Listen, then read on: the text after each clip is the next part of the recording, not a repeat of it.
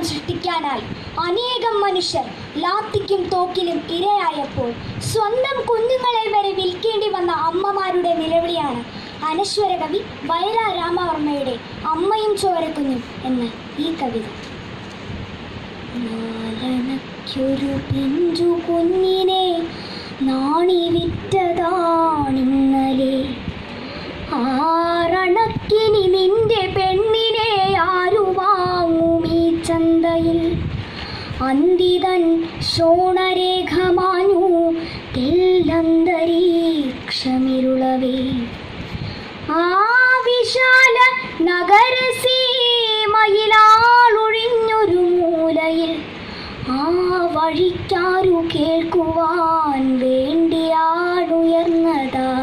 വാചകം. കേട്ടു വീണ്ടും ആ ശബ്ദമാളുകൾ ചാട്ടവാറടിമാതിരി, തീക്കനലിൻ്റെ കണ്ണുകൾ മിഴിച്ച കവലയിലൂടവേ ആർത്തിരമ്പിയുരുണ്ടുപോയി രണ്ടു തോക്കുപട്ടാള ലോറികൾ. കല്ലരിക്കു പോയി വന്നവർക്കൊന്നുമില്ല വട്ടിയിലൊന്നിലും, റോഡിൽ വീണ്ടും ഉയർന്നിതാ കരൾ കൂടുപൊട്ടുന്ന ഗദ്ഗതം.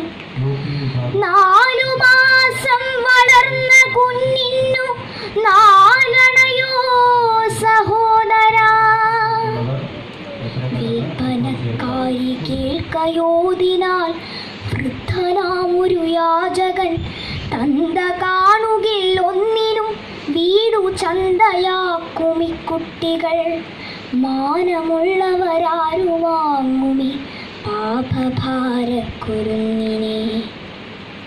പെറ്റ കുഞ്ഞിനെ ആ വഴിക്കാർക്കു വിറ്റു തിന്നുവാൻ നിൽക്കിലും മാഞ്ഞിരുന്നില്ലിവളിൽ അല്പവും മാതൃജീവിത സ്പന്ദനം.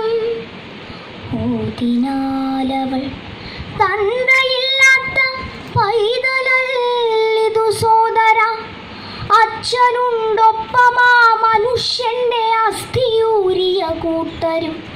അക്കഥകളയവിറക്കുവാൻ ശക്തിയിൽ എനിക്കിപ്പോഴും. 4 നാഴികയ്ക്കപ്പുറത്താണെൻ 4 കുഞ്ഞുങ്ങളിപ്പോഴും. ഒന്നിന്നുഗ്രവസൂരി, വേറൊന്നു സന്നിപാതജ്വരത്തിലും. നാട്ടരിയുടെ നാഴിവെള്ളവും നാട്ടിലില്ല കുടിക്കുവാൻ. കയ്യിലൊരു കുഞ്ഞു കാശുമാ കൺമണികളെ പോറ്റുവാൻ.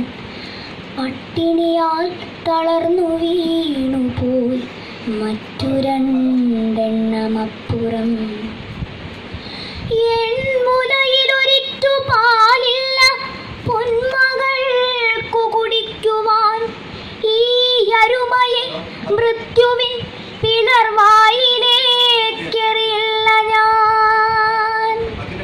കുട്ടികളുടെ തന്തയാ ജയിൽ കെട്ടിടത്തിലാണിപ്പോഴും. എന്തിനെന്നറിയില്ല എനിക്കിന്നുമെന്തു ഞെട്ടുന്ന സംഭവം. പട്ടിണി മരണങ്ങളില്ലാതെ പത്രവാർത്തയില്ലീടെ. നാഴിനെല്ലിനും 2 കാശിനും 4 കീറു തുണിക്കുമാർ. കുഞ്ഞുമക്കളെ വിൽക്കുകയാണു നെഞ്ഞു നീറുന്നൊരമ്മമാർ. വിറ്റു തിന്നുന്നു നീളവേ വിലപ്പെട്ട ചാരിത്രശുദ്ധികൾ. അത്തെരുവിലുയർന്നു മാഞ്ഞിതാ ഗദ്ഗദസ്വരവീചികൾ.